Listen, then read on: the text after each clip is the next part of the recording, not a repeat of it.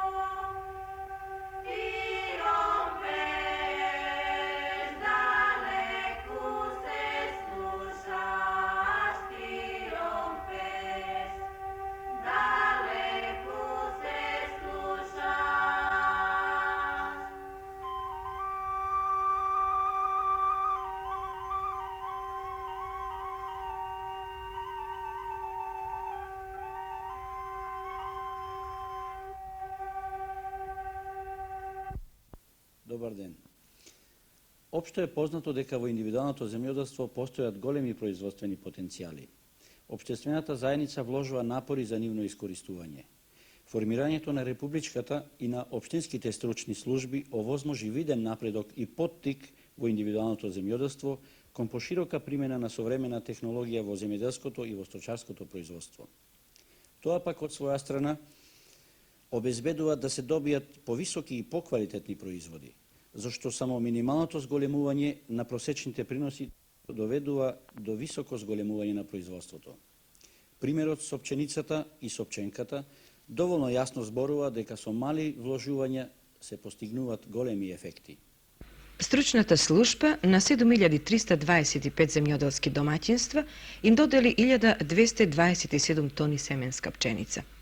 Со неа беа насеани 5380 хектари и добиени просечни приноси од 3830 килограми по хектар, додека воопшто во индивидуалниот сектор, особено кај оние кои посеја обично неодбрано семе, просечниот принос во 1973 година изнесуваше 1980 килограми по хектар. Годинава пак пченица на индивидуалните земјоделски имоти е посеана на 78.194 хектари. Ако приносите по хектар бидат поголеми само за 1000 килограми, што е многу реално, ќе се добијат околу 78.000 тони пченица повеќе. А резултатите добиени со хибридната пченка се уште поуверливи. Службата за унапредување на индивидуалното земјоделство на 5415 домакинства им обезбеди околу 85 тони семе за хибридна пченка, со која беа насеени 3292 хектара, од кои се добиени просечни приноси од 5040 килограми по хектар.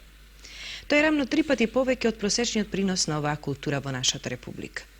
Ако се има предвид дека многу производители во минатата година остварија приноси меѓу 12 и 16.000 килограми од 1 хектар, и ако кажеме дека од 50.000 хектари колку што се сеат со пченка кај нас, со хибридното семе се сеат само 18 од овие површини, се гледа какви резерви се кријат во овој сектор. За жал, немаме доволно временски простор да посочуваме вакви примери. Нив ги има толку колку што се одгледуваат култури во оваа наша плодородна земја. Очигледно дека е потребна поголема доверба од страна на индивидуалните производители кон стручните служби и новините што ги нудат тие. Стручњаците пак, повикани да им укажуваат и да им помогнуваат на индивидуалните производители, ќе треба да направат напори за изнавоѓање погодни форми за пласирање на поновите агротехнички и технолошки решенија, сообразени со менталитетот на нашиот народ, како и со агроекономското културно ниво на нашите земјоделски производители. Покрај тоа, треба да се настојува да се зачува и угледот на службата пред индивидуалните земјоделци. Голема е загубата со тоа што ќе подметнеме извесен број неквалитетни овошни и лозови садници, а вакви случаи постојат, или старо семе кое ја загубило артливоста, или пак недоречено упатство за одгледување на приплодниот добиток, кој се субвенционира и им се дава на индивидуалните производители. Например, дадени се здрави овни со големи репродукциони својства, меѓутоа во новата средина не е извршена соодветна подготовка за прием. Жариштето на болеста во шталата на домакинот не е отстранета, овенот заболува и пцовисува. Упорниот домаќин купува друг овен, исто така здрав и грешката се повторува. Меѓу другите мерки, посебно место зазема кредитирањето на индивидуалните земјоделски производители. До крајот на 1974 година од разни извори беа одобрени кредити во висина од 73 милиони и 500 илјади динари. Не може никој да префрли дека општествената заедница не вложува доволно средства за унапредување на индивидуалното земјоделство. Годинава се предвидува преку републичката и преку општинските стручни служби да се вложат околу 32 милиона и 600 илјади динари или 3 милиарди и 260 милиони стари динари без средствата кои од банкарски или други извори ќе им бидат доделувани на земјоделците во вид на кредити. Деновиве во Тешево се одржа советување на стручната служба за развој на индивидуалното земјоделство од републиката и од општините. Советувањето имаше цел да се разменат искуства од минатогодишното работење и наедно да се направи договор за предстојните работи во текот на годинава. Присутните стручњаци во своите излагања и во дискусијата укажаа на некои поважни постигања во одгледувањето на добитокот и овошјето. Овдека се утврдија и критериумите за учество во традиционалниот републички надпревар за високи приноси во индивидуалното земјоделство во 1975 година. Овој надпревар за високи приноси ќе опфати вкупно 12 култури и треба да послужи како демонстрација на потенцијалните можности што ги дава индивидуалниот сектор на земјоделството, како и да ги стимулира овие производители во употребата на посовремена агротехника и технологија како средство за зголемување на земјоделското производство. Врз основа на досегашното искуство, критериумите за учество во републичкиот надпревар за високи приноси годинава се следните. За пченица, минимална површина за сите реони е половина хектар. Стартен принос за Скопје, Гостивар, Куманово, Битола, Струмица, Кочани, Струга и Тетово 5000 килограми по хектар, додека за другите реони во републиката стартниот принос е 3500 килограми по хектар. За хибридна пченка, минимална површина исто така половина хектар, а стартниот принос 11.000 килограми од хектар. За сончоглед треба иста површина како и за пченка, половина хектар, а стартен принос е 1500 килограми. За шеќерна репка површина половина хектар и стартен принос 55.000 килограми од хектар. За памукот минимална површина се предвидува 3 декари, а стартен принос 2000 килограми од хектар. Домати на отворено поле треба да има 1 декар површина и стартен принос од 50.000 килограми по хектар. За пиперки на отворено поле исто, минималната површина е 1 декар, а стартниот принос 35.000 килограми по хектар. Ориз треба да биде посејан најмалку на половина хектар со стартен принос од 7.000 килограми по хектар. Грозје на половина хектар површина, а стартен принос за одрина 20.000 килограми, додека приносот од шпалири 15.000 килограми. За јаболка минималната површина е половина хектар, а принос 30.000 килограми по хектар. Кравјо млеко треба да има минимален број од 2 крави, чиј просек годишно треба да изнесува минимум 3500 литри по грло. И на крај волна од овци, за низинските реони, минималниот принос е 3 килограми, а за ридско-планинските реони килограм и 800 грама по едно грло. Драги гледачи, оние кои се интересираат за надпреварот, треба да се пријават во општинската стручна служба, каде што ќе добијат и подетални упатства и објаснувања за пропозициите. Во републичкиот надпревар за високи приноси ќе можат да се вклучат сите надпреварувачи кои учествуваат во општинските надпревари, според општинските критериуми, а и други производители кои ќе се пријават независно од тоа дали се организираат општински надпревари во рамките на утврдениот број култури дадени во овој критериум за републички надпревар. Да го кажеме и тоа дека организаторот обезбедува 3 парични награди за секоја култура, и тоа за првото место 3500 динари, втората награда изнесува 2500 и третата 1500 динари. Освен овие ќе се дадат и други видови награди: земјоделски машини, семе, минерално ѓубре и средства за заштита. Со право може да се каже дека тутунот е наша национална култура. Со одгледување тутун се занимаваат голем број земјоделски производители низ целата република. Вработени се исто така голем број работници во индустријата за преработка на тутунот. Потрошувачката на тутун и на цигари расте, а се зголемува и извозот на тутунот. Цените се стимулативни за производителите, затоа и производството на тутун се зголемува. Откупот од минатогодишното производство заврши и веднаш забрзано се работи на производството на расад за нови илјадници тутунски стракови. Бевме поканети во тутунскиот комбинат во Скопје, што го носи името на народниот херој Благој Деспотовски Шавелј, на една мала свеченост. Драги гости, драги пријатели, драги тутунопроизводители, пријатна ми е должноста да во името на Тутунскиот комбинат Скопје, во името на работниците на овој колектив, ве поздравам и ви пожелам се најубаво, а воедно ви се заблагодарам за долгогодишната соработка со овој колектив, која соработка представува едно единство на индивидуалните производители и овој колектив, кое единство за крајна цел има екзистенција на тутунопроизводителите и вработените во овој колектив. Покусото излагање на генералниот директор за корисноста од соработката меѓу тутунските производители и комбинатот и за здружувањето на производителите во единка на Сдружениот труд за кооперација, што има и поширок општествен интерес, Работничкиот совет на основната организација на Сдружениот труд за производство, откуп и преработка на истакнати тутунски производители од Скопското подрачје им додели награди и признанија. Покрај телевизор како прва награда беа доделени и 2 радиоапарата, 14 златни медали, 11 сребрени, 14 бронзени и 51 пофалница. Доктор Црвенковски, имавме прилика да видиме бројни посетители и мноштво награди вашиот комбинат што даде на тутунските производители. Со каква цел го правите тоа?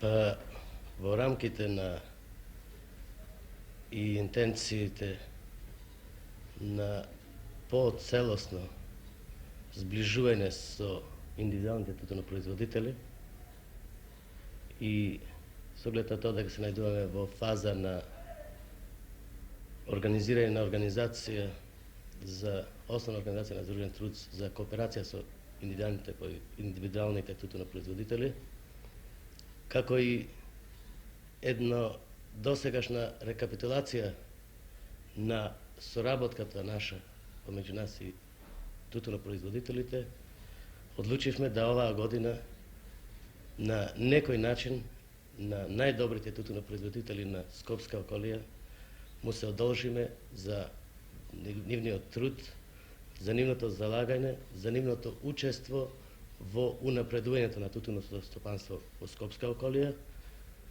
во смисол на зголемување на производството на тутунот, како и во унапредувањето на домашната манипулација и понатака добивање на еден артикал кој што е во дадениот момент од голема важност за тутунскиот комбинат, а исто така еден артикал кој во овој момент на тутунопроизводителите му донесува прилично добри приходи.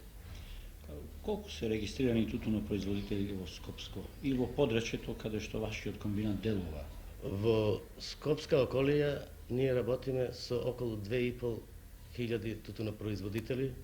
Во главном то се по селските населби и сметаме дека овој комбинат има и покрај ваквата положба на индустријски развој на Скопје има една многу голема и битна важност и задача во оваа ера сега со спроведување на зелениот план, како и за на некој начин смирување на миграцијата од село во град, дека 2500 тутунопроизводители со просечно изнад 4-5 члена во семејството, тутуновиот комбинат заправо една ваква соработка на производство на тутун и исплатените средства, а да не зборуваме за она што све уште може понатака да се стори помеѓу комбинатот и производителите, дека се еден од големите услови да овие тутунопроизводители нема потреба, односно не мора да бараат запослување во Скопје, него навистина да му се овозможи да тие на своите места, на своето земјиште со расположивата работна снага обезбедуваат скоро една нормална екзистенција. Користи на тој начин што го користат своите површини. Да. Стануваат активни површините.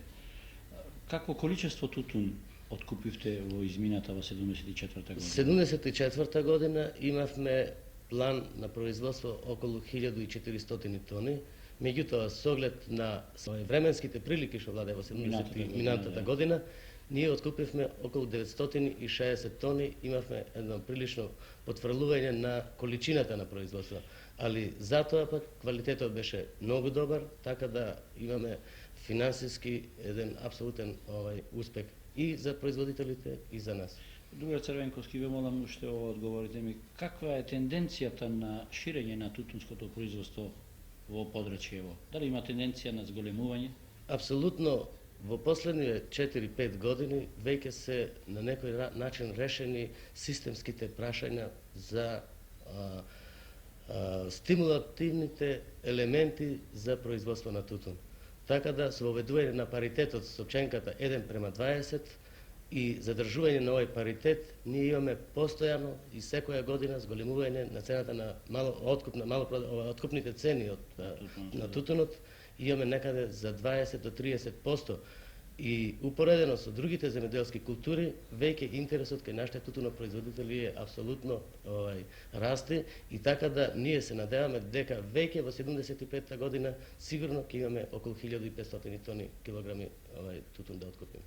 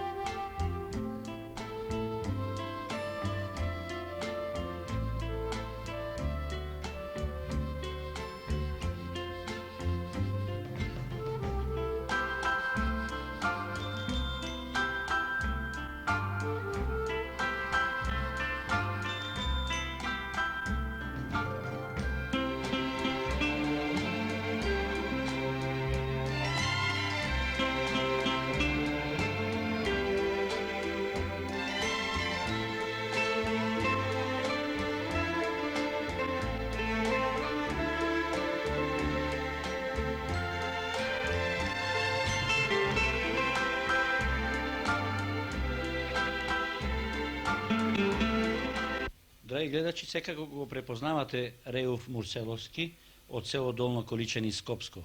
Тој е првонаградениот тутунопроизводител од страна на Тутунскиот комбинат. Прва награда доби телевизор. Реуф, Да. колку години произведуваш тутун? Тутун, уште од мале, кога сум се родил. И сега даваш Све во на тутун. Тутунскиот Се на комбинат? Тутунски комбинат, нигде друго. Минатата година колку произведе тутун? 1200 кила. Секоја година по 1000 кила произведуваш? Па секоја година, како да е годината. Може 1500 ако е годината врнежлива. Најмногу колку си произвел? Па сега се раздвоиме, најмногу сме произвели по 2000 кила. По 2500, дрбиме заедно. Сега 2 години кога се раздвоиме со браќава и помалку се вади. Задоволен си со наградата? што Задоволен, задоволен. Ќе ти служи како пострек за натаму да повеќе произведуваш? Сигурно. Ова година колку ќе садиш? 150.000 Струка. струка. А по површина колку е тоа? Не знам на површина колку хектари. Колку земја имаш? Нема земја многу, околу 2 декари све. Околу 2 декари земја. 2 хектари, 2 хектари. да. А кои типови ги садиш најмногу тутун? А? Кои сорти тутун ги садиш? Джеба. И одлија? Не, само джеба. Само джеба. Тука е и инженер Благоја Маđаровски, тој е раководител за производство во Тутунскиот комбинат. Другар Благоја, колку имате вакви тутунопроизводители кои ревносно секоја година само на вас го продават своето производство, независно од понудите од страна, можда за повеќе пари. Ние во тутунскиот комбинат имаме некаде околу 2500 тутунопроизводители. Меѓутоа се поретки тие кои што исклучиво го носат тутунот ван нашиот комбинат, поред тоа што склучуваат договор со нашиот комбинат. Ние сме задоволни од тие тутунопроизводители. Има можда и од нив некој кој што за повеќе пари го носа надвор од нашиот комбинат, меѓутоа тоа се помал број.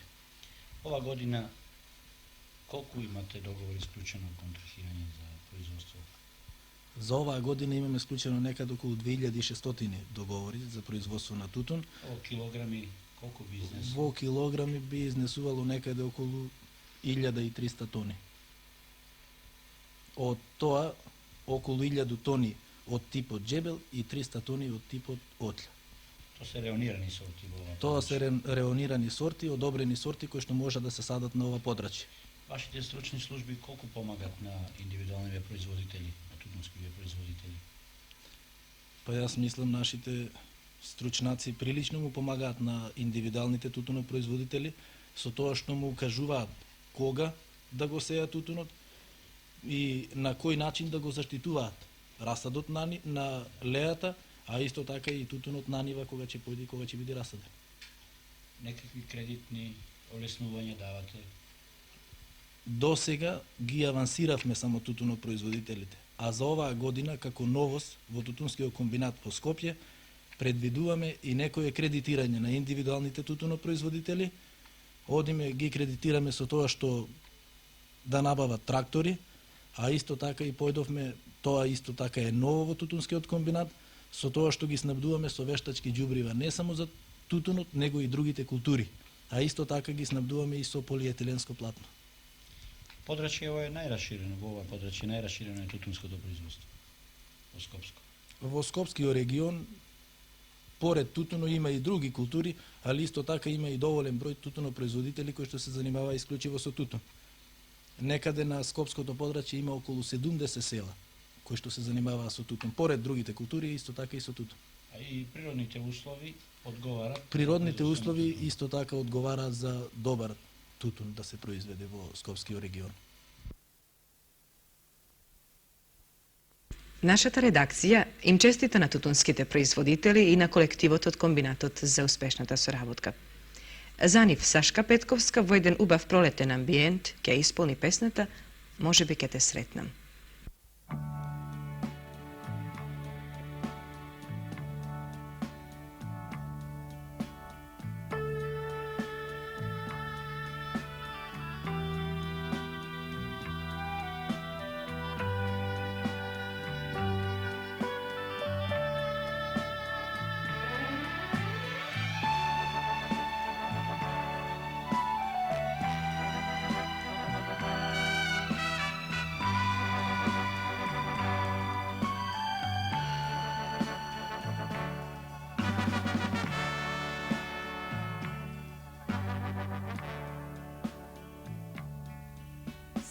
Долго само за нас да ти зборам, да те водам думите од звезди тихи места. Може долго да те љубам, среќо моја, малку сони, малку веруј, ништо друго. Пушти ме како птица да полетам без крај од син. Може би ќе те сретнам, пак ќе најдам мир. Пушти ме како птица да полетам без крај од син. Може би ќе те сретнам, пак ќе најдам мир.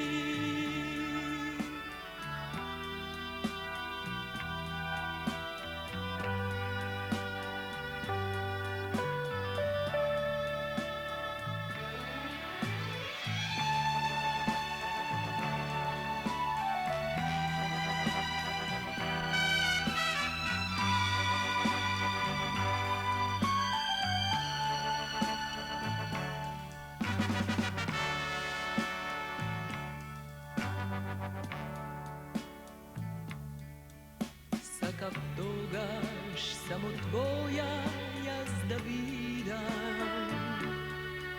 Молев звезди, молев небо да те видам.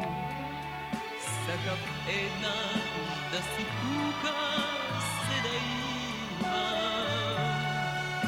Кој те зема, кај те снема, среќо моја.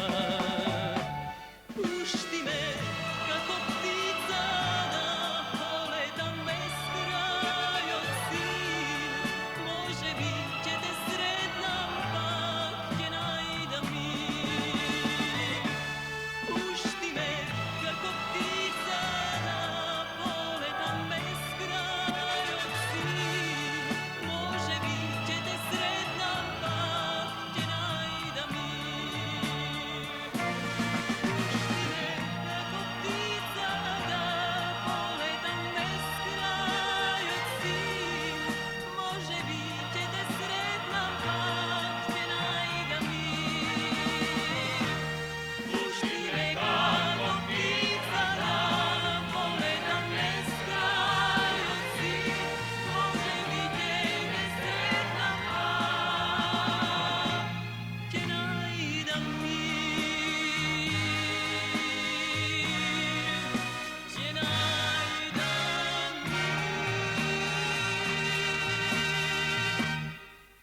Навлеговме во пролета и насекаде се чувствува раздвиженост. Пролетната сеидба може да се каже успешно се извршува. Сеидбата на шекерната репка привршува и последните дождови ќе помогнат за подобро никнење на семето. И сеидбата на сончогледот и пченката се одвива според планот. Деновиве започна сеидбата и на памукот. Годинава во нашата република под памук ќе се посеат над 11.000 хектари. Новите откупни цени се стимулативни за производителите. Освен тоа, новите технолошки решенија во одгледувањето на памукот ќе придонесе за добивање повисоки приноси и со тоа памукот ќе го вбројат во подоходните култури. Една од поважните мерки за зголемување на приносите и за квалитетот на памукот е борбата со плевелите. Веднаш по сеидбата површината се прска со хербицидот Котофор 80. Фабриката за пестициди на Охис од Скопје го препорачува Котофорот 80 за уништување на едногодишните широколисни плевели и големиот број едногодишни тревни плевели во памукот. Котофор 80 е во вид на прав што се раствора во вода. Се употребува од 3 до 4,5 кг по хектар. Растворениот Котофор 80 е многу ефикасен и неговото дејство трае од 4 до 12 недели по прскањето. Во овој период на брзо развивање и растење на многу култури, штетните инсекти и растителните болести прават големи штети во овоштарството, лозарството, поледелството, градинарството и во целото земјоделско стопанство. Инсектите ги нагризуваат зелените делови на растенијата, ги цицаат соковите или навлегуваат во младите плодови и на тој начин ги уништуваат одделните органи, родот, дури целата овошка. Денес постојат повеќе хемиски препарати за уништување на штетниците. Вистинска умешност е да се определи препаратот кој ќе се употреби, водејќи сметка тој да биде ефикасен за поголем број култури и штетници, меѓутоа и економски оправдан. Ние ви го препорачуваме Имидан S50, кој се одликува со силна токсичност против голем број штетници, особено во овоштарството. Да ги споменеме само некои пораширени. Јаболковиот црв, јаболковиот молец, јаболковиот цветојат, крвавата вошка, минерите, црвениот пајак и сите штетници што ја напаѓаат праската и другите овошни видови. Во лозарството против гроздовиот молец, против штетниците што ја напаѓаат шекерната репка и компировата златка. Имидан 50 го произведува Охисовата фабрика за пестициди од Скопје и препорачува растворот за прскање, претходно да се измеша со мало количество вода во вид на каша без грудчиња. Потоа да се додаде остатокот на водата во истиот сад или директно во резервоарот на прскалката. Имидан 50 се употребува од 150 до 200 грама на 100 литри вода. Добро е во овој раствор да се додадат и 300 грама на 100 литри од препаратот Цинеп S65 или Цибак 500 грама на 100 литри против разните болести што ги напаѓаат јаболката, праските, сливите, рибизлите и јагодите. Пчеларството е стопанска гранка од посебен интерес за растителното производство, за исхраната и за здравието на човекот. Ова е првиот член од преднацртот на законот за пчеларство, што неодамна беше разгледуван на собирот во Стопанската комора на Македонија. Навистина многократна е користа од пчелите. Директно преку пчелните производи и индиректно со опрашувањето што го врши пчелата, се зголемуваат приносите и квалитетот кај многуте земјоделски култури. Природните услови за пчеларење во Републиката се многу поволни. На сите подрачја во Македонија медоносните растенија се застапени во големи количества и на значителни површини. Потоа се поголемите обработливи површини што се освојуваат од медоносни култури, како што се сите овошни видови, лозата, памукот, сончогледот, тутунот, маслодајната репка и многуте други фуражни култури, големите шумски комплекси, пасиштата, низинските и планинските ливади го обезбедуваат најважниот услов за големо производство на мед и другите пчелни производи, пчелниот млеч, цветниот прашец, пчелниот отров, восокот и друго. Познато е дека медот е висококалорична храна. Во него се содржат повеќе од 70 разни елементи кои се од животна важност за човечкиот организам. И покрај овие сознанија, пчеларството во нашата република стагнира, дури на состанокот се констатира дека пчелниот фонд е на критично ниво и покрај нараснатите потреби од пчелата како опрашувач. Пчелните семејства се намалуваат и денес вкупно во Македонија имаме околу 91.000 пчелни семејства со просечни приноси на мед од 6 кг од пчелно семејство. Иако кажеме дека од овој број 50% се примитивни кошари или сандаци, кои се условно способни за селење, тогаш положбата е уште потешка. Во Македонија се оценува дека има околу 2000 пчелари, организирани во 25 пчеларски друштва, од кои само помал број се активни. Друштвата се обединети во Сојуз на пчеларските друштва на Социјалистичка република Македонија со седиште во Скопје.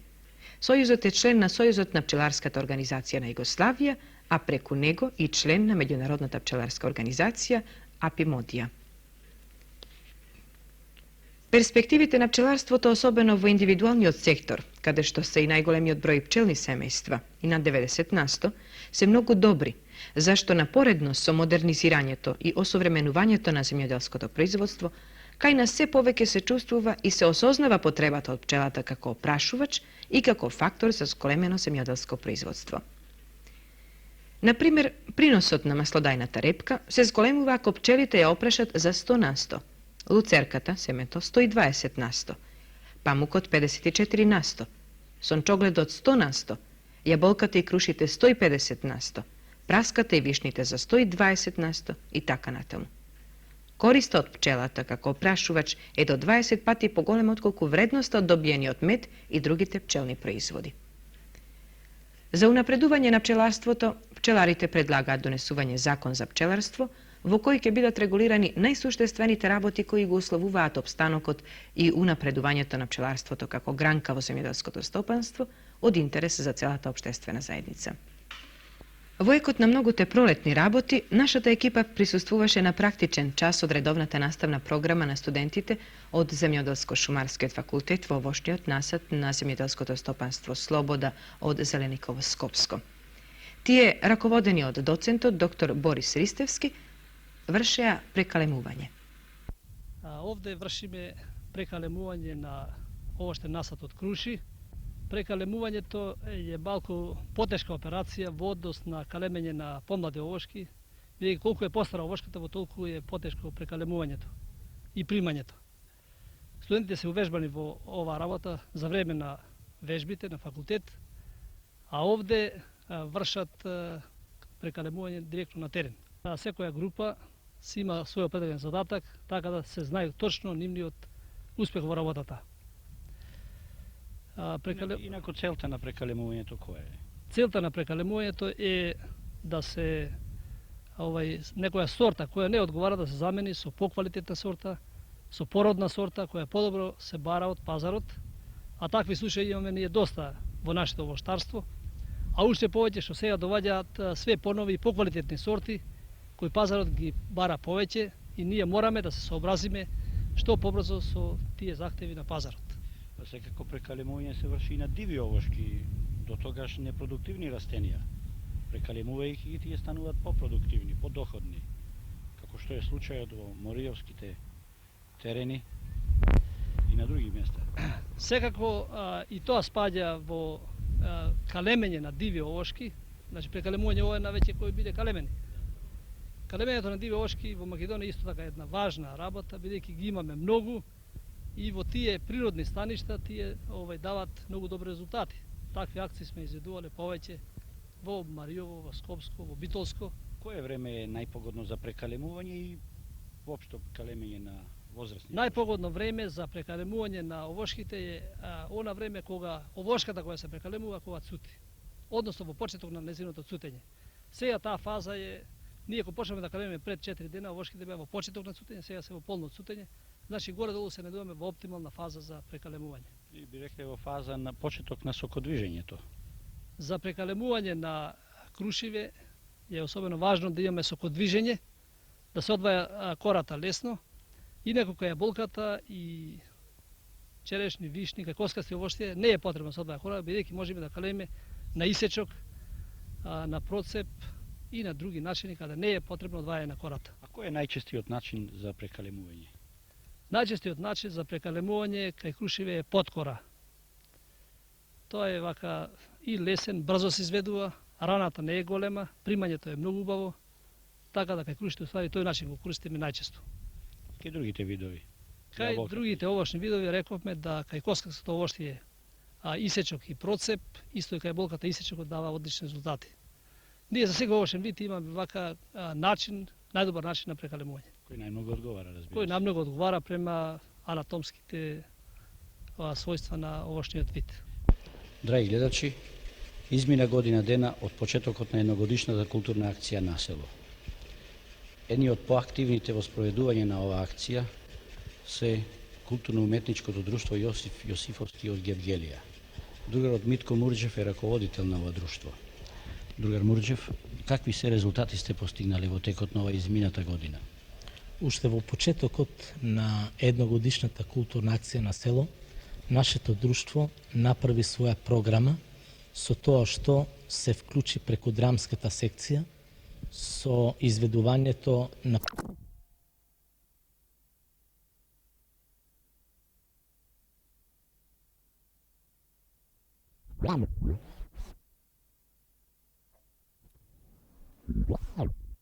од Тимајар Младоста пред суд, со која што ги обиколивме сите населени места во општината, каде што постои сцена за изведување на драмски дела. Потоа во акцијата беше одбележено да ги оживотвориме и сите овие играорни групи и пеачки кои постоја во нашата општина, меѓу кои ги активиравме младата играорна група од село Петрово и играорната група од Миравци, кои исто така се вклучија во културната акција Насело, со тоа што дадоа повеќе настапи и концерти во сите населени места во општината. Драмската секција оваа година се зафати уште со 2 дела, со кои што повторно се вклучува во населените места, со комедијата од Нушиќ, Власт, и со Ангелина од Ѓорѓи Сталев, кои исто така ќе бидат прикажани на сите сцени во населените места во општината, а додека ликовната секција која што работи исто така при нашето културно-уметничко друштво со своји слики ќе изложува во сите младински домови од населените места во општината. Зашто се подготвувате вечерва? Вечерва ние имаме проба од комедијата Власт од Нушиќ, со која одиме да настапиме во селото Миравци, каде што со нетрпение се очекува нашиот настап пред публика која е голем љубител на драмската уметност, а посебно на комедијата.